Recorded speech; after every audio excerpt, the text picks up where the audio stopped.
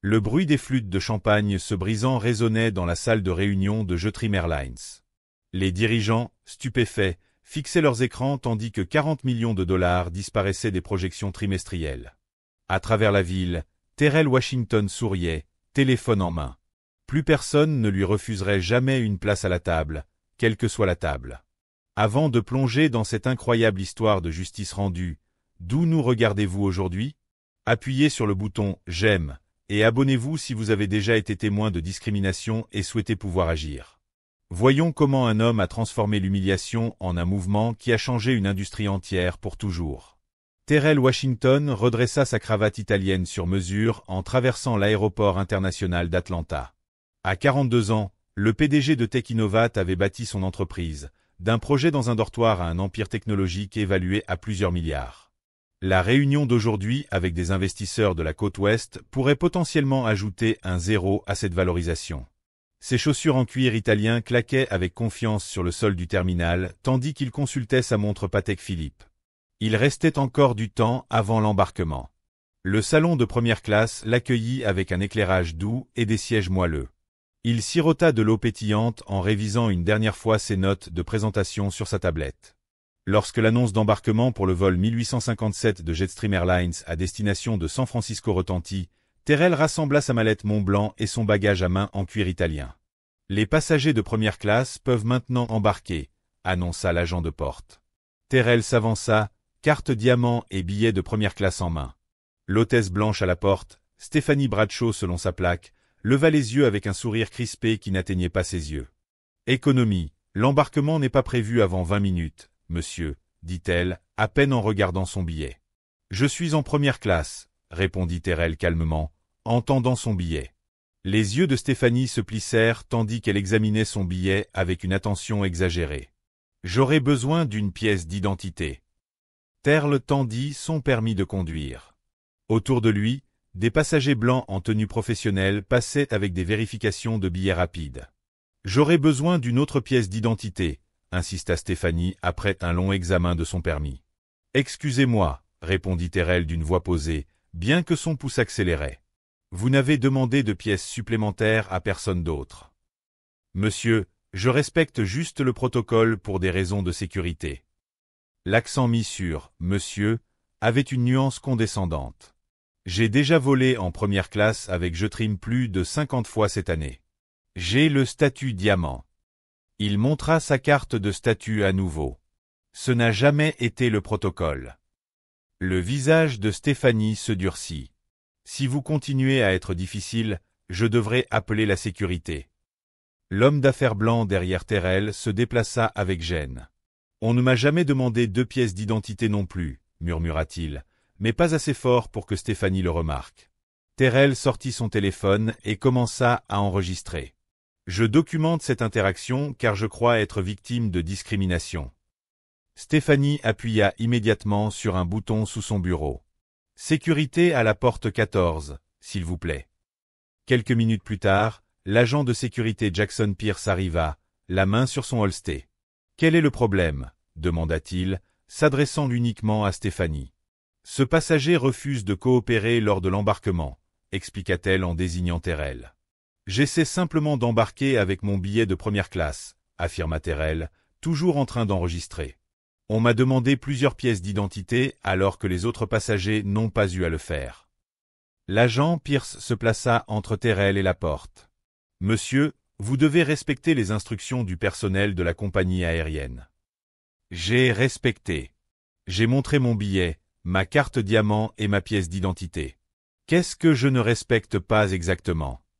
Une petite foule s'était rassemblée. Certains passagers enregistraient discrètement la scène avec leur téléphone. Terrell remarqua quelques regards sympathiques, mais personne n'intervenait. Après 10 minutes d'humiliation impliquant des appels au superviseur et l'examen de sa carte de crédit d'entreprise, Terrell put enfin embarquer. Il marcha sur la passerelle, conscient des chuchotements derrière lui. À l'intérieur de l'avion, une autre surprise l'attendait. Un homme blanc d'une 50aine d'années était assis au siège 2A, son siège attribué. « Excusez-moi, je crois que vous êtes dans mon siège, » dit Terrell en montrant son billet à l'hôtesse, Melissa Turner. « C'est Daniel Cooper, un de nos membres Platinum. Il y a eu une réaffectation des sièges.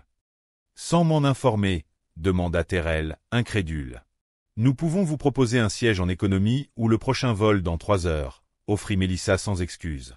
Terrell vérifia sa montre. La réunion d'investisseurs ne pouvait pas être reportée. Je prends l'économie, dit-il à contre-cœur. Le siège en économie était étroit pour son 1,88 mètres. Pendant les 5 heures de vol, les hôtesses le négligeaient lors du service ou répondaient sèchement à ses demandes, tandis qu'elle servait avec le sourire les passagers blancs à côté. Au lieu de réviser sa présentation, Terrell parcourait les rapports financiers de son entreprise. Tech Innovat dépensait des millions chaque année pour les voyages d'affaires, une part significative allant à Jetrim Airlines. À l'approche de San Francisco, Terrell composa un email à James Parker, son directeur financier. Besoin de discuter de nos partenaires de voyage à ZAP. Cette fois, ce serait différent. Il avait passé sa vie à bâtir le succès et l'influence pour une raison. Si Jetrim Airlines pensait pouvoir le traiter comme un citoyen de seconde zone malgré son billet de première classe, ils allaient apprendre une leçon coûteuse sur le vrai prix de la discrimination. À l'hôtel Fairmont de San Francisco, son hall opulent n'améliorait pas son humeur.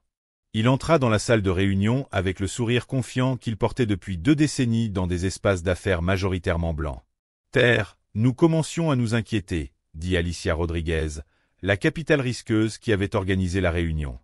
Ses yeux perçants prirent note de son apparence froissée. « Problème de vol », répondit Terrell avec calme, installant ses documents. « Concentrons-nous sur l'expansion de Tech Innovat. » Alors qu'il commençait son exposé sur les applications de calcul quantique pour les marchés financiers, plusieurs investisseurs consultaient leur téléphone. Alicia inclina discrètement son écran vers lui. Sur Twitter, la vidéo de sa confrontation à l'aéroport accumulait déjà des milliers de retweets avec le hashtag #FlyingWheelBlack. La salle tomba silencieuse. Un investisseur, Harold Winters, prit la parole. « Mon fonds réclame plus de responsabilité des entreprises en matière de diversité et inclusion. Nous serions très intéressés de voir comment vous gérez cette situation. » Alicia hocha la tête. Le leadership ne se mesure pas seulement au chiffre d'affaires, mais aussi à ce pour quoi l'on se bat. Après la réunion, Terrell appela Anthony Brooks, conseiller juridique. « J'ai vu la vidéo. Nous avons des motifs pour un recours pour discrimination. » Terrell répondit. « Je pense à quelque chose de plus immédiat. Pouvez-vous résilier nos contrats avec Jetrim rapidement ?» Anthony expliqua la clause de préavis de 30 jours, mais Terrell voulait utiliser la violation éthique pour agir immédiatement, grâce à la documentation fournie par la vidéo. Il passa la nuit à élaborer sa stratégie, juridique, médiatique et commerciale. Il contacta 8 autres PDG dont les entreprises représentaient plus de 22 millions de dollars de revenus annuels pour Jetrim Airlines. Ainsi naquit un mouvement collectif pour punir Jetrim de leur discrimination, utilisant le pouvoir des contrats corporatifs plutôt que des bus ou des manifestations. Au lever du soleil sur San Francisco, Terrell était prêt. Jetrim Airlines avait humilié un PDG noir. Maintenant, ils allaient subir la puissance collective de nombreux clients. James confirma que le prochain appel trimestriel de Jetrim prévoyait des résultats décevants. Le timing ne pouvait pas être meilleur.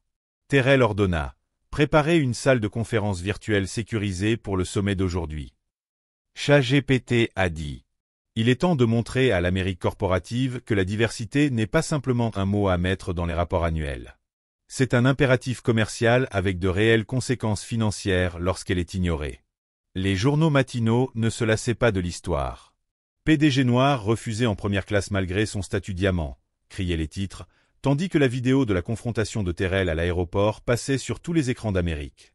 Le clip avait atteint 10 millions de vues en une nuit. Les spectateurs voyant le mépris à peine voilé de Stephanie Bradshaw et l'attitude intimidante de l'agent Pierce. « Les images parlent d'elles-mêmes », déclara l'animateur de CNN, se tournant vers son panel d'analystes. « Nous voyons un homme d'affaires noir prospère traité avec suspicion et hostilité malgré tous ses titres. » Dans la salle de gestion de crise de Jetrim, l'ambiance était tendue. Leur communiqué précipité exprimait des regrets pour tout malentendu et promettait un examen interne, un langage corporate qui ne fit qu'enflammer le public. Les utilisateurs de Twitter s'indignaient. Quel malentendu pouvait-il y avoir pour qu'un homme noir détenteur d'un billet de première classe se voie refuser sa place? En milieu de matinée, Jetrim annonça que Stephanie Bradshaw et Jackson Pierce étaient mis en congé administratif le temps de l'enquête, essentiellement des vacances payées qui alimentèrent encore davantage la colère publique. Terrell était assis dans un studio improvisé dans sa suite d'hôtel, prêt pour sa première grande interview. L'animateur du National Morning Show apparut à l'écran. « Monsieur Washington, merci d'être avec nous. Comment réagissez-vous à la réponse à votre vidéo ?» Terrell resta calme et digne. « Il ne s'agit pas de moi ou de mes sentiments. Il s'agit d'un comportement répété qui affecte des voyageurs chaque jour. J'ai la chance d'avoir une plateforme pour faire entendre ma voix. Beaucoup n'en ont pas. » Le PDG de Jetrim, William Foster, affirmait que c'était un incident isolé. Terrell répondit « Avec tout le respect que je dois à Monsieur Foster, il se trompe. Depuis que cette vidéo est devenue virale, j'ai entendu des dizaines de voyageurs raconter des expériences similaires chez Jetrim. Ce n'est pas isolé, c'est systémique. » Pendant l'interview, Foster tenait sa propre conférence de presse à Jetrim. Le PDG blanc de 60 ans se tenait derrière un podium flanqué de dirigeants sans diversité visible. Jetstream Airlines sert l'Amérique depuis 40 ans. Nous transportons des milliers de passagers chaque jour sans incident. Ce malheureux malentendu a été amplifié par les réseaux sociaux. Lorsqu'on lui demanda s'ils avaient des données sur les plaintes liées à la discrimination raciale, Foster répondit sèchement « Nous ne catégorisons pas nos clients par race. Nous traitons tout le monde de manière égale. » Le contraste entre les réponses mesurées et factuelles de Terrell et la posture défensive de Foster ne pouvait être plus frappant. En quelques heures, #BoycottJetstream devint le hashtag le plus tendance au niveau national. La tempête médiatique s'intensifia lorsque d'autres dirigeants noirs commencèrent à partager leurs propres expériences. Jordan Harris, légende du basket devenu homme d'affaires, tweeta « Statut diamant avec Jetrim depuis 7 ans. Toujours sélectionné au hasard pour des contrôles supplémentaires à chaque vol. » #NotJuster. Ayanna Johnson, investisseuse, posta « Une hôtesse Jetrim a refusé d'accrocher mon manteau en première classe le mois dernier, tandis qu'elle servait tous les passagers blancs. Quand je me suis plainte, on m'a dit que j'étais difficile. » L'après-midi, l'action de Jetrim chuta de 8%. Les analystes financiers alertaient sur les dommages potentiels à la marque et aux revenus. Une ancienne employée des ressources humaines, Lisa Thompson, donna une interview anonyme à une publication économique. Les plaintes pour discrimination étaient systématiquement enterrées. Ceux qui soulevaient ces problèmes étaient étiquetés non coopératifs et finissaient par être écartés.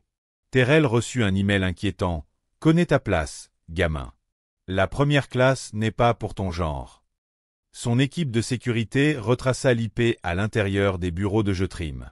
Zara Williams, sa responsable média, intégra immédiatement ce développement à leur stratégie. Mentionner les menaces reçues et le renforcement de la sécurité démontrent les conséquences réelles du langage corporatif incendiaire.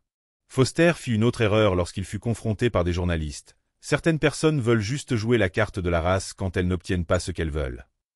La vidéo devint virale, et le conseil d'administration de Jetrim publia un communiqué pour se distancier de ses propos. « Il creuse sa propre tombe », observa James Parker, directeur financier de Terrell. « Chaque déclaration empire la situation. »« Cela joue en notre faveur », répondit Terrell. « Mais nous ne pouvons pas compter uniquement sur l'incompétence de Foster. Où en est l'alliance ?» 15 PDG confirmés pour le sommet du lendemain, représentant plus de 35 millions de dollars de revenus annuels pour Jetrim. Alors que les programmes d'information du soir couvraient la controverse, les experts en communication d'entreprise étudiaient Jetrim comme un exemple de mauvaise gestion de crise. Nier le problème, attaquer la victime et refuser de reconnaître les enjeux systémiques. Terrell se préparait pour son sommet tout en continuant de répondre aux interviews et messages de soutien. Daniel Cooper, l'homme blanc qui avait reçu son siège en première classe, lui envoya un message. « Je n'avais pas compris ce qui se passait à l'époque. Je suis horrifié de réaliser que j'ai profité de la discrimination. J'ai annulé mon adhésion à Jetrim et expliqué pourquoi. » Les petites victoires s'accumulaient, mais Terrell restait concentré sur l'objectif principal, changer la perception de la discrimination dans le monde corporatif, non pas comme un problème de communication, mais comme un échec commercial ayant de réelles conséquences financières. Alors que la nuit tombait, Terrell passa en revue l'agenda du sommet du lendemain. Jetstream pense que cela va se calmer. Ils ont tort. Demain, nous leur montrerons exactement combien la discrimination coûte cher. Le dîner privé au Gibson's Steakhouse à Chicago offrait luxe et discrétion, parfait pour cette réunion à enjeu élevé.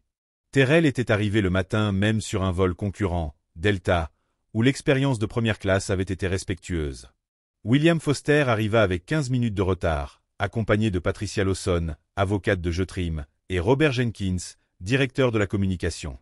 La confiance habituelle de Foster semblait amoindrie, son apparence impeccable montrait des signes de fatigue, des ombres sous les yeux et une cravate légèrement de travers. « Monsieur Washington, merci d'avoir accepté cette discussion, » dit Foster en tendant la main. Terrell la serra fermement. « Je vous remercie d'être venu, Monsieur Foster. » Après s'être assis et avoir commandé les boissons eau pétillante pour Terrell, Scotch pour Foster, le PDG de Jetrim se pencha avec une expression qu'il pensait conciliatrice. « Je tiens à commencer par exprimer mes plus sincères excuses pour votre expérience, » commença Foster, voix fluide grâce à des décennies de négociations corporatives. « Cela ne reflète pas les valeurs ni les standards de Jetrim. » Patricia Lawson posa un dossier sur la table, un package de compensation complet, statut diamant à vie, 1 million de miles de fidélité et un règlement confidentiel en espèces. Terrell ne toucha pas au dossier. « Avant de discuter compensation, j'aimerais savoir exactement pourquoi vous vous excusez. » Foster cligna des yeux, momentanément déstabilisé, pour le malentendu à la porte et tout désagrément. Carol intervint calmement mais fermement. « Était-ce un malentendu lorsque votre agent de porte m'a demandé plusieurs pièces d'identité, mais pas aux passagers blancs? Quand la sécurité a été appelée parce que j'ai contesté ce traitement? Ou lorsque mon siège attribué a été donné à un passager blanc? Monsieur Washington, des incidents isolés peuvent sembler discriminatoires. » Commença-t-il. « Lorsque ce n'était pas isolé, » répliqua Terrell en sortant sa tablette. « Au cours des 72 dernières heures, j'ai reçu des documents relatifs à 43 incidents similaires impliquant des employés de Jetrim. J'en ai personnellement vérifié 12. » Il fit glisser la tablette sur la table, affichant un tableau détaillant chaque incident avec les dates, numéro de vol et nom des employés. Plusieurs incidents impliquaient les mêmes membres du personnel à plusieurs reprises. Terrell nota que Stephanie Bradshaw avait fait l'objet de 8 plaintes formelles rien que l'année dernière, mais qu'elle restait en poste face aux clients sans formation ou supervision supplémentaire. Foster jeta un coup d'œil à Patricia Lawson, qui intervint avec calme. Sans admettre un quelconque schéma de comportement, Jetrim est prêt à mettre en place une formation supplémentaire pour tout le personnel en contact avec la clientèle. La formation ne suffit pas, répondit Terrell. Il distribua alors des copies d'un document intitulé Jetrim Accountability Initiative. Celui-ci détaillait des demandes spécifiques, licenciement des employés ayant reçu plusieurs plaintes pour discrimination, révision complète des procédures de traitement des plaintes, objectifs de diversité à tous les niveaux, y compris la direction exécutive, création d'un comité indépendant pour superviser les questions de discrimination, et engagement de 10 millions de dollars envers des organisations de défense des droits civiques. Le visage de Foster rougit en parcourant le document. « C'est scandaleux. Vous utilisez un incident malheureux pour extorquer des concessions déraisonnables. Traiter les gens avec dignité, quelle que soit leur race, est-ce déraisonnable ?» demanda Carol calmement. « Vous savez que ce n'est pas ce que je voulais dire, » s'emporta Foster. Ces demandes coûteraient des millions et impliqueraient une admission de discrimination systémique qui n'existe tout simplement pas. Les preuves montrent le contraire. Foster se pencha, voix basse. « Soyons francs, Monsieur Washington. Vous êtes un client important et cet incident était regrettable, mais vous n'êtes qu'un passager. Jetstream transporte des millions de passagers chaque année. Le Conseil m'a autorisé à offrir une compensation équitable pour votre désagrément personnel, pas à restructurer toute notre gouvernance d'entreprise à cause de l'indignation sur les réseaux sociaux. »« Je comprends votre position, » répondit Terrell en sortant son petit enregistreur numérique de la poche de sa veste. « Au fait, l'Illinois est un État à consentement unilatéral pour les enregistrements. Tout ce que vous dites est légalement documenté. » Les yeux de Foster s'écarquillèrent. C'est une pratique commerciale standard pour les réunions importantes. Tout comme j'ai enregistré mon interaction avec votre personnel à l'aéroport, ajouta Carol. Robert Jenkins, jusqu'ici silencieux, toussa nerveusement. Peut-être devrions-nous prendre le temps de revoir plus en détail les propositions de M. Washington avant de continuer. Inutile, coupa Foster. Ces demandes sont déraisonnables et potentiellement illégales. Jetstream ne discrimine pas en politique et nous ne serons pas pris en otage par des menaces. Ce n'est pas une menace, corrigea Terrell. C'est une proposition commerciale. Vous pouvez traiter ces problèmes systémiques volontairement ou en subir les conséquences de l'inaction. Foster ricana. Quelques jours de mauvaise presse, des tweets en colère. Les compagnies aériennes traversent ce genre de tempête régulièrement. Je ne parle pas de couverture médiatique ou des réseaux sociaux, dit Terrell calmement. Je parle du contrat annuel de 4 millions de dollars de Tech Innovat avec Jetrim, et des contrats de 15 autres entreprises dont les PDG partagent mes préoccupations. Pour la première fois, une lueur d'incertitude traversa le visage de Foster. Vous seriez mis sur liste noire pour les conférences de l'industrie, avertit Patricia Lawson. Les compagnies aériennes communiquent entre elles. Les passagers difficiles sont signalés. Terrell sourit sans humour. Passagers difficiles ou passagers noirs qui n'acceptent pas la discrimination. Foster se leva brusquement. Cette réunion est terminée. L'offre de compensation de Jetstream restera valable 24 heures. Après cela, nous considérerons l'affaire close. Alors que l'équipe de Jetrim rassemblait ses affaires, Foster se pencha vers Patricia Lawson. C'est pour ça que j'avais dit au conseil de ne pas s'inquiéter, murmura-t-il, inconscient que sa voix portait dans la pièce silencieuse. Ces gens exagèrent toujours. Terrell resta assis, expression neutre, malgré la connotation raciale des propos de Foster. Ce que Foster ne remarqua pas, c'est que Joseph Armstrong, propriétaire noir du restaurant et vieil ami de Terrell, se tenait près de l'entrée. Joseph escorta personnellement l'équipe de Foster dehors, garantissant que Terrell puisse sortir séparément pour éviter tout affrontement. « J'ai entendu ce qu'il a dit », commenta Joseph après le départ de l'équipe de Jetrim.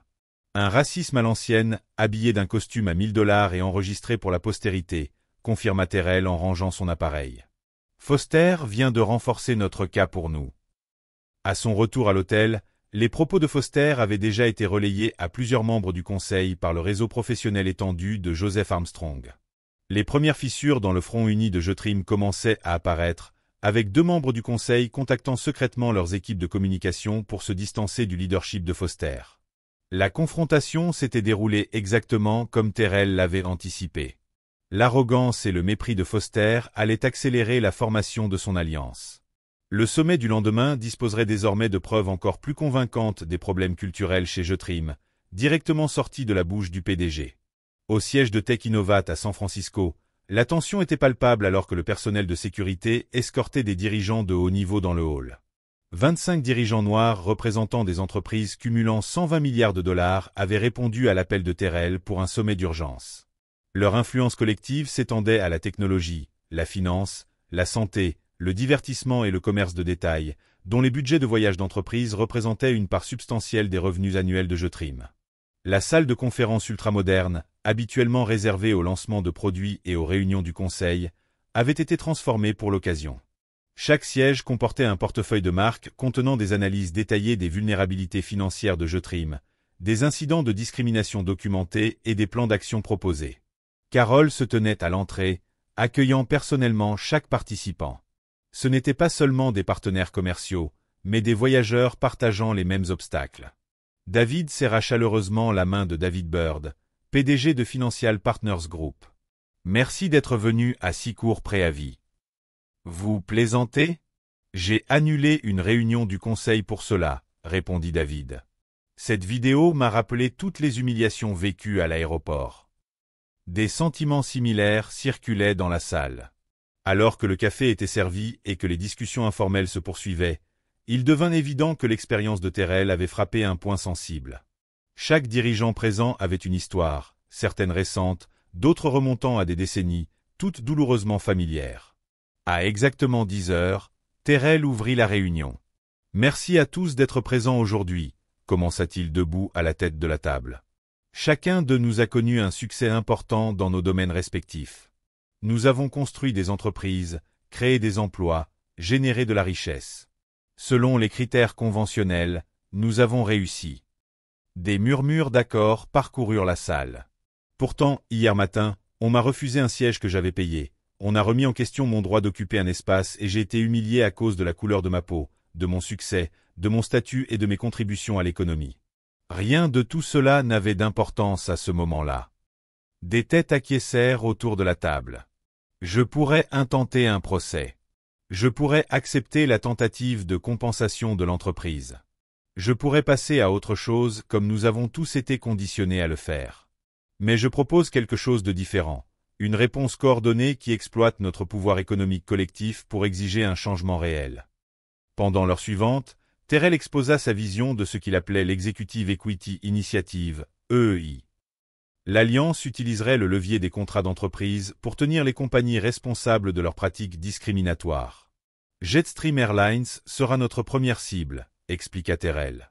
Pas seulement à cause de mon expérience personnelle, mais parce que les preuves suggèrent un schéma de discrimination que la direction refuse de reconnaître, et encore moins d'aborder.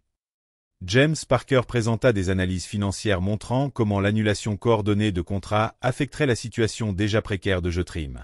D'après nos recherches, expliqua James en affichant un graphique à l'écran, les entreprises représentées dans cette salle représentent environ 43 millions de dollars de revenus annuels pour Jetstream. L'action représentait près de 8% du total des revenus de Jetstream et plus de 20% de leur contrat d'entreprise. Lawrence Thompson, PDG de Thomson Healthcare System, siffla. Ça va laisser des traces.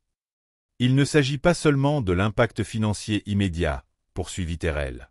Il s'agit de montrer à l'Amérique corporative que la diversité n'est pas une simple initiative pour se donner bonne conscience dans les rapports annuels. C'est une obligation commerciale, avec de réelles conséquences financières si elle est ignorée. La discussion se tourna ensuite vers la logistique. À quelle vitesse les contrats pouvaient-ils être résiliés? Quel transporteur alternatif pourrait absorber les besoins en déplacement? Comment l'Alliance communiquerait-elle ses actions pour maximiser l'impact?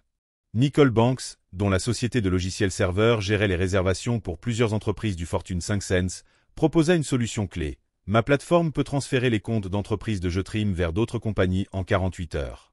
Sans perturber les déplacements et sans inconvénient pour les employés.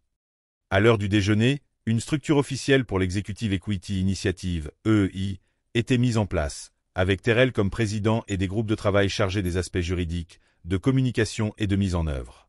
L'après-midi se concentra spécifiquement sur Jetstream. Chaque dirigeant partagea les détails des contrats de son entreprise, leurs habitudes de voyage et leurs expériences passées avec la compagnie aérienne.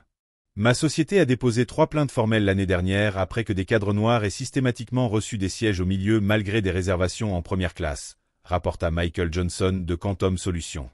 La réponse de Jetstream était toujours que les sièges ne sont pas garantis. Des histoires similaires émergèrent tout au long de la discussion, dressant un tableau de problèmes systémiques bien au-delà de l'expérience individuelle de Terrell. Le sommet se conclut par un vote formel sur le plan d'action proposé. Le résultat fut unanime. Les 25 entreprises commenceraient à résilier leurs contrats avec Jetstream, avec des annonces publiques coordonnées pour un impact maximal. Nous établirons un canal de communication sécurisé pour les membres de l'Alliance, annonça Terrell. La sécurité opérationnelle est essentielle. Jetstream tentera probablement de faire pression sur les entreprises une fois qu'ils réaliseront ce qui se passe. En quittant la réunion, une sensation palpable d'empowerment régnait dans la salle. Beaucoup avaient longtemps accepté la discrimination comme un taxe inévitable sur leur succès, à subir plutôt qu'à contester. L'Alliance proposait un nouveau paradigme, où leur pouvoir économique collectif pouvait provoquer un changement systémique. À l'insu des participants, l'information sur leur rassemblement avait déjà atteint des analystes financiers du secteur aérien. À la clôture du marché, la spéculation autour d'un boycott corporate avait fait chuter l'action Jetstream de 3% supplémentaires.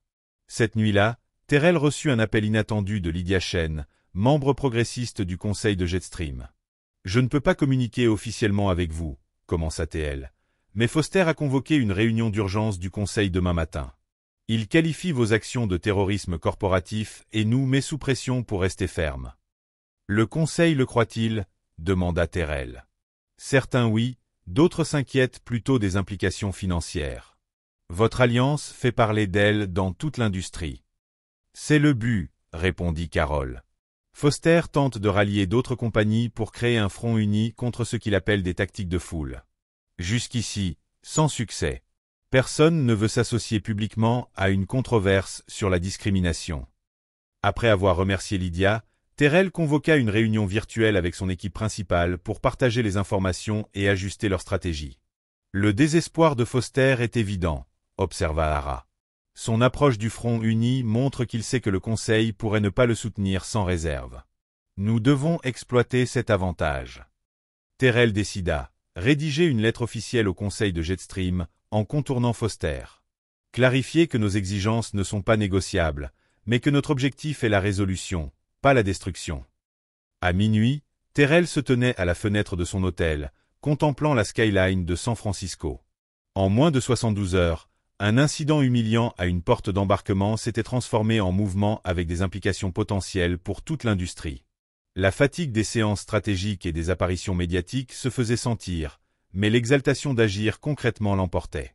Son téléphone vibra. Un texto de David Bird. « Je viens d'annoncer à mon équipe que nous résilions notre contrat avec Jetrim. » Ovation debout du département voyage. « Tu as lancé quelque chose d'important, Terrell. » Pour la première fois depuis l'incident, Terrell esquissa un véritable sourire.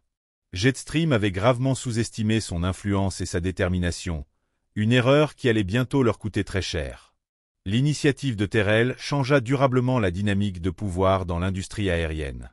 Le mouvement coordonné des dirigeants noirs força Jetrim à revoir ses politiques de discrimination, à renforcer la diversité au sein de sa direction et à adopter des mesures concrètes de responsabilisation. L'histoire de Terrell devint un exemple emblématique de l'impact du pouvoir économique collectif face aux injustices systémiques, inspirant d'autres secteurs à prendre position et à transformer la culture d'entreprise aux États-Unis.